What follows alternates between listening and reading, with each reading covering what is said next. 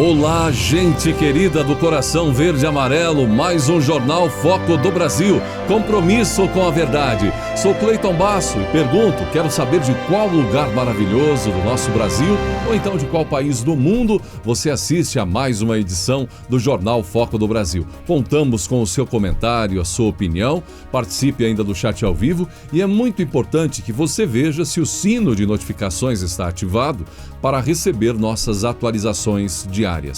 E vamos agora às notícias desta edição. O presidente Jair Bolsonaro realizou uma cerimônia oficial para a recepção do general Umaro Sissoko Embaló, presidente da República da Guiné-Bissau, que vem com o objetivo de diversificar relacionamento com o Brasil. Dito por alguns como Bolsonaro da África, Umaro disse que o país africano quer ampliar e diversificar a cooperação com o Brasil e intensificar as relações econômica e empresarial entre os dois países. Para o presidente Bolsonaro, o país é uma porta de entrada para o comércio na região da África Ocidental. Eu quero dizer ao senhor presidente Jair Bolsonaro que laços que nós temos, Guiné-Bissau e Brasil, é muito forte. Temos passado por crises cíclicas na Guiné e o Brasil nunca virou as costas ao povo irmão da Guiné-Bissau. Isso é uma grande satisfação para mim e o povo irmão da Guiné-Bissau. Também ajudar a Guiné-Bissau não só em transformação, mas sim intensificar as nossas relações econômicas e empresariais com o Brasil. Trata-se, na verdade, de uma agenda extensa, mais realista. E a Guiné-Bissau, como bem disse ao senhor presidente Jair Bolsonaro, será a porta, que é a porta de entrada do Brasil para a África Ocidental, que é um vasto mercado dos países da nossa sub-região. Já assumi o compromisso com ele, numa primeira oportunidade, em visitarmos o seu país. Temos laços bastante antigos de amizade e cooperação entre nossos países. Conversamos rapidamente sobre algumas questões, como agricultura, saúde e defesa. E disse-lhe que estamos prontos para servi-lo. País irmão, nós temos muito a colaborar com a Guiné-Bissau e eles também, no tocante à segurança do Atlântico Sul. Assim sendo, dou as boas-vindas ao presidente general Embaló e dizer que te torce e, mais do que isso, vamos colaborar para que ele tenha também, com a participação do Brasil, soluções para o seu país. E na tarde desta terça-feira, dia 24, o presidente Jair Bolsonaro participou do lançamento do programa BB Investimentos Agro. A cerimônia foi no Palácio do Planalto.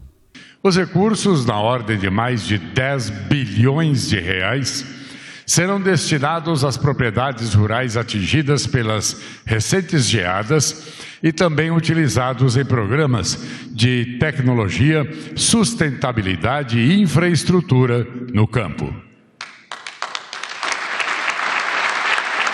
Presidente Jair Bolsonaro, quero cumprimentar em seu nome os produtores rurais. A importância dessa parceria e dos recursos aqui hoje anunciados pelo Banco do Brasil poderão fazer com que a nossa safra realmente seja mais forte, maior em volume e que possa trazer riqueza, renda e empregos para o nosso país nesta retomada que temos hoje que fazer acontecer no nosso país depois do Covid-19. E hoje podemos estar aqui anunciando esta grande medida para a cafeicultura, principalmente de Minas Gerais e de São Paulo. Exceto pelas polêmicas pesquisas que supostamente dizem que Lula estaria voando em céu de brigadeiro rumo às eleições de 2022, o cenário da oposição não está nada fácil. Tem quebra-pau, gente. Desde terceira via, que não decola, até desentendimentos generalizados, inclusive. João Dória, por exemplo, atacou Lula e foi recebido a pedradas por Gleisi Hoffmann, presidente do PT. Dória afirmou que Lula assaltou o dinheiro público do país e lembrou de vários processos do petista. A presidente do PT desmentiu então João Dória, chegou a ironizar. Você devia se informar, Gleisi Hoffmann disse, devolvendo a Dória em uma postagem, uma resposta na manhã desta terça-feira, afirmando que ele, Dória, usou a TV Pública de São Paulo, TV Cultura, para atacar e mentir e que devia se informar. Durante sua entrevista à emissora citada, Dória respondeu sobre uma eventual conversa que poderia ter com Lula visando uma aproximação. Mas ele desconversou e negou a possibilidade da mesma forma que Gleisi negou. Na mesma entrevista, João Dória atacou o colega tucano, Aécio Neves. Aécio, por sua vez, devolveu, chamando Dória de desqualificado. Dória é um desqualificado. Perdeu as condições de ser candidato à própria reeleição pela sua enorme rejeição e acha que pode comprar o PSDB para satisfazer o seu fetiche de ser candidato a presidente da República. E falando em aproximação e desaproximação, que conversa é essa, gente, que circula nas redes sobre uma tentativa de união ou aproximação entre Lula e Moro para as eleições de 2022? Isso por conta de certos posicionamentos que, sobretudo, Moro anda colocando nas redes sociais. Alguns já especulam que daqui a pouco surge até uma chapa, Lula-Moro 2022 ou vice-versa. O acontecimento seria improvável, não é, na maioria dos países do mundo, mas não no Brasil. E assim as redes sociais não perdoaram. Até uma montagem com Lula de sunga abraçado a Sérgio Moro viralizou em cima de uma foto original onde Lula aparece com sua esposa. Bem, no Brasil tudo é possível. Vamos ver o desenrolar de todos os capítulos rumo às eleições de 2022. E as redes sociais vão contando tudo, não é? Algumas postagens de um aqui, de outro ali, e o desespero, a possibilidade do impossível faz tudo ser possível. Vamos acompanhando. E se tivemos farpas e especulações entre petistas e tucanos, também houve entre petistas e a turma de Ciro Gomes, quebra-pau. É que Lula teve um encontro com Cid Gomes, irmão do pedetista Ciro Gomes. Então o prefeito de Sobral, no Ceará, Ivo Gomes, que é irmão do pedetista Ciro Gomes e também de Cid Gomes, viu uma postagem do jornal O Povo com fotos do encontro de seu irmão senador com Lula. E então ele comentou nas redes sociais em tom de alerta ao irmão. Cuidado com uma carteira, comentou Ivo Gomes. Petistas não gostaram. E então utilizaram as decisões da justiça da alta cúpula, não é? Claro que não as da Lava Jato, como troféus e garantia da inocência petista e fizeram uma série de respostas à consideração do irmão de Ciro Gomes sobre o cuidado com uma carteira. CCJ aprova novo mandato de procurador-geral para Augusto Aras. A aprovação final, é importante saber, sempre é de responsabilidade do plenário do Senado, não é? Mas antes, ele foi sabatinado na comissão do Senado nesta terça. Eu peço a Deus energia para conduzir mais 2 anos dessa casa, do Ministério Público, se essa casa me aprovar. Mas eu não tenho condições físicas, emocionais, de continuar numa peleja tão difícil de se fazer entender. Fazer entender que as gestões que me antecederam, com as exceções naturais, se encaminharam para a política. Nenhuma administração anterior, que me perdoe meus colegas, peço vênia, peço desculpa, mas eu tenho o dever de responder a Vossa Excelência, levou as barras dos tribunais com prisão, com afastamento de cargo, com busca e apreensão, 300 autoridades com prerrogativa de foro no Supremo e no STJ. Eu quero ser lembrado como o procurador que restabeleceu a função constitucional, aquele que cumpriu a Constituição, aquele que cumpriu as leis, aquele que não criminalizou a política, mas aquele que foi forte para cumprir a Constituição quando foi necessário, foi forte para tomar medidas amargas quando foi necessário. Mas eu não quero ser aquele que vai obstar o político, a economia, as religiões. Eu quero ser aquele que cumpre a lei e as constituições.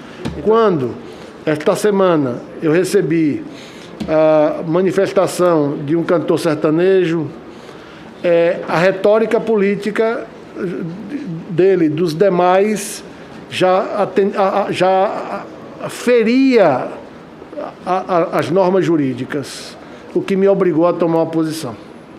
Mas enquanto a retórica política se estabelece desde o vereador da cidade do município mais humilde ao presidente da República, eu tenho que esperar um ato mínimo de concreção ou ao menos indícios de que esse ato de concreção possa vir a ser praticado. Se eu me meter no discurso político, olha a ideia de um censor, eu me tornaria um censor da política. E eu não sou o censor, eu sou o fiscal de condutas ilícitas dentro da legalidade, dentro da norma. O senhor pensa totalmente diferente do presidente da República ou tem a mesma linha dele sobre o voto impresso? Senador Cajuru, senhoras senadoras, senhores senadores, a questão básica posta pelo senador Amin, há poucos instantes, ela nos coloca num grande dilema.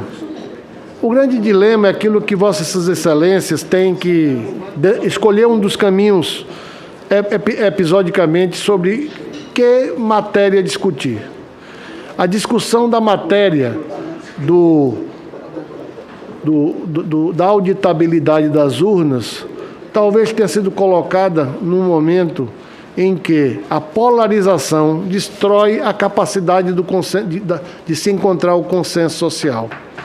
E nesse momento em que a polarização destruiu essa possibilidade de consenso social, eu devo dizer a Vossa Excelência que restou a democracia pela legitimação do procedimento, que foi a Câmara Federal levar a pleno a questão do voto impresso e lá, por maioria, venceu aqueles que pensavam que não se teria que mudar o voto impresso. Então, essa situação que se põe. Todos nós queremos aprimoramento do sistema, desta Casa, do Ministério Público Federal, do Brasil, enfim.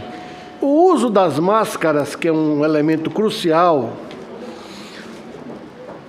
ou melhor, a não utilização das máscaras é um ilícito. Nós sabemos que é um ilícito. É um ilícito. Todavia, é um ilícito de que natureza? Civil, administrativo, penal. Bem analisadas as coisas, trata-se de um ilícito administrativo. E a sanção nesse campo é a multa. Brasileiros têm negligenciado o uso da máscara. Quando nós vamos aos parques públicos, as pessoas estão andando ou correndo sem máscara, ou quando vão a restaurantes com as cautelas devidas, as pessoas bebem água, se alimentam sem máscara. O uso da máscara é realmente obrigatório, como defendi no Supremo, e o nosso parecer foi acolhido, mas é preciso ter alguma cautela na criminalização do uso da máscara. Isso porque, do ponto de vista técnico, jurídico, formal, nós não podemos nos esquecer, o direito penal é a última ratio.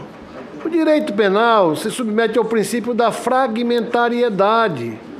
Antes de se aplicar o direito penal, é preciso verificar se não é aplicável o direito civil, o direito administrativo, com suas sanções. Até porque todos sabemos que não há cadeia para todo mundo. Fizemos uma pesquisa na jurisprudência de todos os tribunais brasileiros. Não encontramos, senador Anastasia, uma única condenação por falta de uso de máscara. Condenação criminal.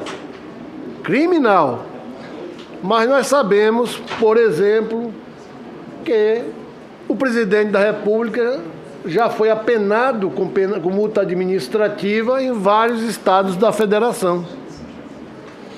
Mas por que não há criminalização do uso de máscara, sendo ela compulsória?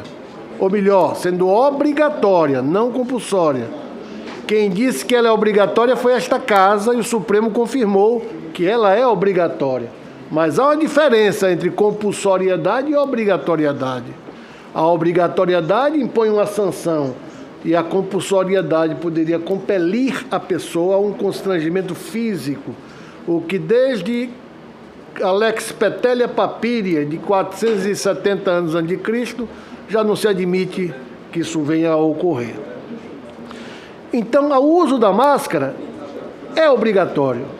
O uso da máscara é um ilícito. A evolução desse ilícito para a esfera penal é que é a grande dificuldade nossa, e a própria jurisprudência dos nossos tribunais revelam que multa cabe, prisão é o nosso desafio. Não tenho dúvida que num sistema em que vige o princípio do direito penal negocial e despenalizador, falar-se em pena de natureza criminal, que é diferente de outras sanções, pode ser algo extremamente perigoso. Algo que vai criminalizar mais ainda uma sociedade tão conturbada como a nossa.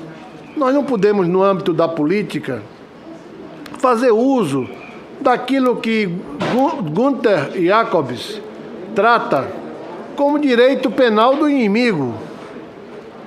Não podemos tratar do direito penal do inimigo. É preciso compreender que se o direito penal não é do amigo, também não é do inimigo. Também não é do inimigo da oposição ao governo, nem do governo contra a oposição. O direito penal que se quer é o direito penal do cidadão, é o direito penal da Constituição. E isso é que nós precisamos ter em conta. O desafio do Ministério Público, contando com o apoio da Polícia Federal, com o apoio do Supremo Tribunal Federal, é separar este joio do trigo. O que é política, o que é retórica política, nós não podemos estar abrindo inquéritos todos os dias, sob pena de nós não termos como sequer dar conta, e o Supremo menos ainda. Ratinho foi ao topo dos assuntos do dia em alguns momentos desta terça-feira, por conta de fazer em seu programa no SBT na segunda-feira à noite uma forte defesa do nome do cantor Sérgio Reis.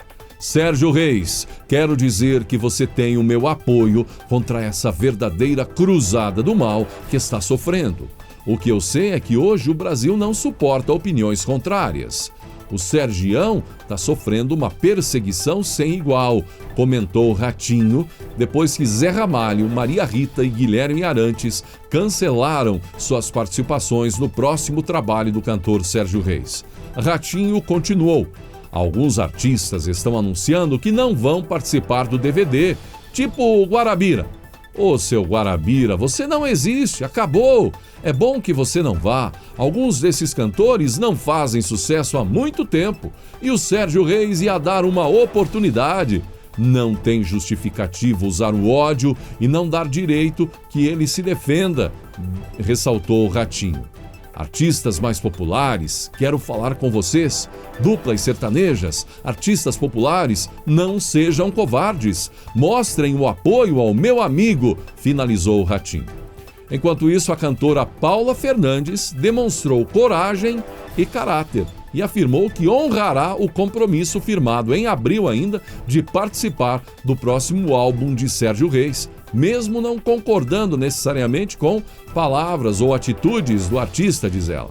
Em nota, Paula Fernandes disse que respeita a carreira de Sérgio Reis e que sua decisão é absolutamente artística, já que não costuma cancelar compromissos já firmados. Há poucos meses da 26ª Conferência das Nações Unidas sobre Mudanças Climáticas, a ser realizada em novembro na Escócia, a Comissão de Relações Exteriores e Defesa Nacional do Senado promoveu um debate com o tema Agronegócio Sustentável, a imagem real do Brasil. No encontro encerrado nesta terça-feira, dia 24, o pesquisador-chefe-geral da Empresa Brasileira de Pesquisa Agropecuária, Embrapa, unidade territorial e também colunista da revista Oeste, o Evaristo de Miranda, destacou que a área protegida hoje que você não pode entrar, não pode instalar uma usina de cana-de-açúcar, corresponde a 15 países da União Europeia. Ele também ressaltou que outros países preservam em média 11% de seu território, enquanto o Brasil protege 30%, ou seja, 3 vezes mais. Um gráfico foi usado para ilustrar o argumento de Miranda. O pesquisador também lembrou que não é fácil cuidar de um território como o brasileiro, mas pelo trabalho desenvolvido internamente é algo profundamente injusto. É um mito, uma mentira, massacrar o país dizendo que não protege seu território. Na revista Oeste, uma reportagem também informou do ministro das Relações Exteriores, Carlos Alberto França, que participou dos debates e disse que a imprensa e a opinião pública colocam uma responsabilização desproporcional na agropecuária mundial e acusam o setor de ser o principal emissor de gases do efeito estufa. O chanceler lembrou que, em muitos casos, questionamentos sobre a responsabilidade da pecuária, por exemplo, tomam por base artigos de opinião ou estudos realizados em regiões específicas e não registram contextos ecológicos locais na sustentabilidade da produção. O Itamaraty segue empenhado para embasar o atendimento dos interesses nacionais para que nossos esforços sejam reconhecidos, declarou o chanceler. Maurício Souza, jogador da seleção masculina de vôlei do Brasil, compartilhou nas redes sociais uma programação diferente nesta terça-feira, dia 24. O atleta, que retornou recentemente dos Jogos Olímpicos de Tóquio, visitou o Palácio do Planalto, em Brasília, onde foi recebido pelo presidente Jair Bolsonaro e também pelo deputado federal Eduardo Bolsonaro. Ele não escondeu sua felicidade com o encontro e teceu elogios ao presidente Jair Bolsonaro. Dia sensacional, um divisor de águas na minha vida. Só reforçou o que eu já achava deles. São pessoas como a gente. É impressionante a humildade, o carinho com os funcionários, destacou o atleta. Não deixe de conferir nossas mensagens e lições de vida no canal Reflexões. Ainda nesta semana, mais novidades para você. Gratidão pela sua atenção e que Deus abençoe a você e sua família.